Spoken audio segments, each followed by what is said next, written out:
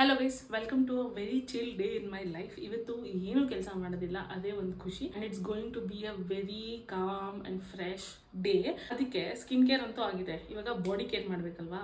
ಅದಕ್ಕೆ ನಾನು ಯೂಸ್ ಮಾಡ್ತಾ ಇದ್ದೀನಿ ಸ್ಪಿನ್ಸ್ ಅವರ ಎನ್ಶಾಂಟೆ ಪರ್ಫ್ಯೂಮ್ ಟಾಲ್ಕ್ನ.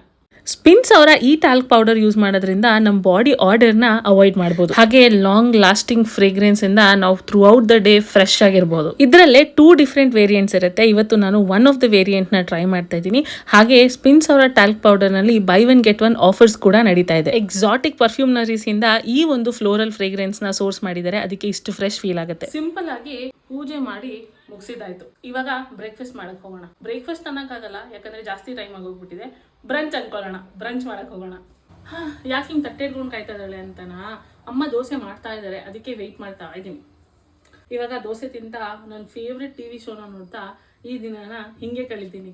ಈ ಒಂದು ಸಿಂಪಲ್ ರೂಟೀನು ನನ್ನ throughout the day fresh ಆಗಿಡಕ್ಕೆ ಹೆಲ್ಪ್ ಮಾಡುತ್ತೆ. ಸ್ಪಿನ್ಸ್ ಅವರ ಟಾಲ್ಕ್ ಪೌಡರ್ನ ನೀವು ಅಮೆಝಾನ್, ಫ್ಲಿಪ್ಕಾರ್ಟ್ ಅಂಡ್ ಯಾವುದೇ ಶಾಪಿಂಗ್ ವೆಬ್ಸೈಟ್ ಇಂದ ಕೂಡ ಬೈ ಮಾಡ್ಬೋದು. ಹಾಗೆ ನಿಮ್ ನಿಯರೆಸ್ಟ್ ಸ್ಟೋರ್ಗಳಲ್ಲಿ ಕೂಡ ಸಿಗುತ್ತೆ.